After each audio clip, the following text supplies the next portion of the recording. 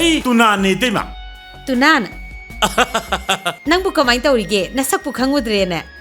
tema nungai biri ko oh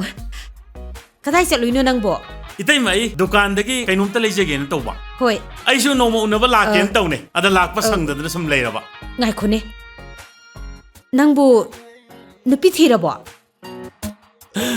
nupi gi matang sidi taima ai thiraro ngai kho nang bu thaina thaba ma tawni na tawdu tawdrabo thabakti tawre tema tolo ko char puni kaino oh yam nungai re da ado tolo phangaga pisan bam leitabi wani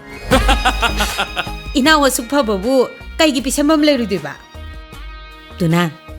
wayang ang nagumsi kai doroke ekhoyum da ne nupi phaja khraba yam pharaba nupi ma leire kaino hari bitema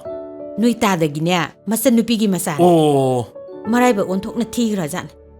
leifam leita da ne ekhoi da leiri ni masak phajaba da nate mahei ju hai maram chu moi as yam phagra jan taima adudi yaroibu e kaino tuna aina pigadabane ya de haigadaba nupi do ma dinati asing biru tema ma ni haiba nangbo tema kai layuga nati kai wali yare ai laure yare ba kai no yare ba ni nangbo tuna yare mi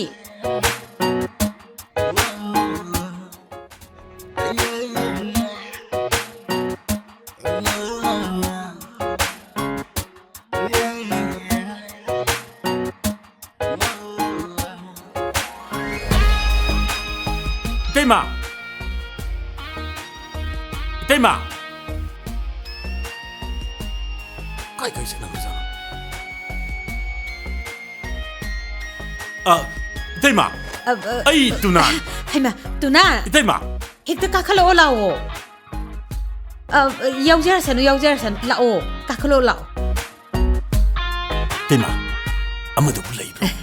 lay laye ai kauge ko mainau bia mora puthoro ine piu mama se sida lengshin biyo ine adudi ai chalo lage hoi lo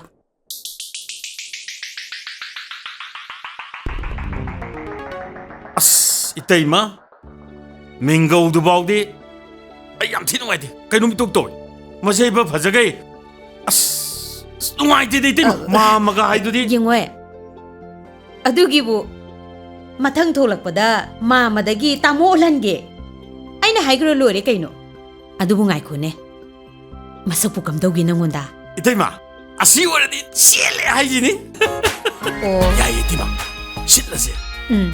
wa heta loishinari se itaima nate magi sana kayam sauna saji hai no itaima su kaisu loi toroke ba se nanau ki dinya ready da leiseramne ngai ko se amta ngai ko se kai doro ado ma lohong tabati yaruye era adu su ready da leire nanau itaima lohong si kai doroke matam me ka thu si kai doroke adudi ai tuna ni kai doroke itaima noi ta da hodoge adudi yam phare itaima se ngakta phamo momi ai sa putho halake ba phamamu ko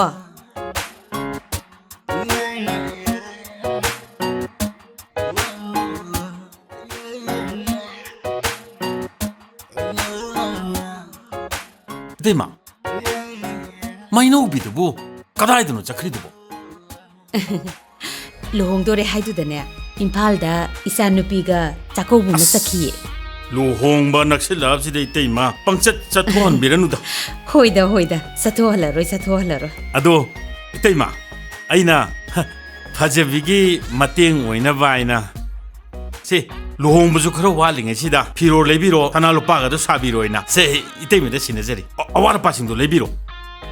se ta lok sambiro iteima yengwai iteima lei nang kem ta pakhat kanu ko aidi maino bi cha thokre du da mihun ga se ting ting chong ba horamne haugi bada amasu aiga luhong ne na hairu badagi cha thokhi badagi adum hanjal lakramne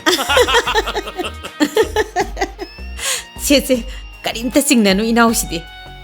aina haigi ba wasidi ne soira roidabane teima se soi hek soira roidabane seli hei te me wasidi haima la ini teima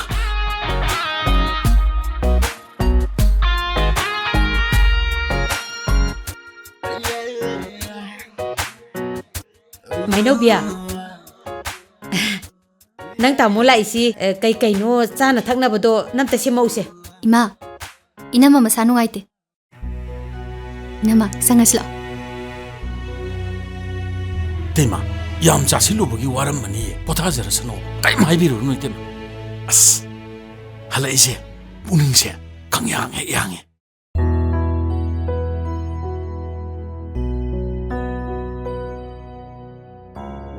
이마,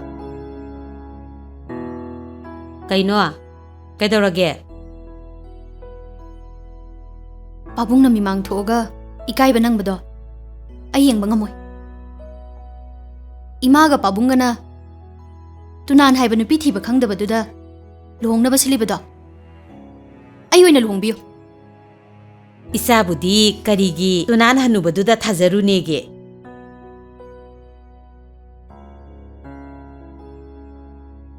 이마는 누피 뭐 이러가 아수감나 미능시 khangdris kaigino 아이나 떠버 타박대 옛거노 고 앙앙디네 앙앙 오이네 레요 이마 khoi pabung khoi chokka da ba thabak 이마 tawbigano kaidongai da sune ina mana nu pa da luhong oi hayeng tungda luhong ga da ba nupi do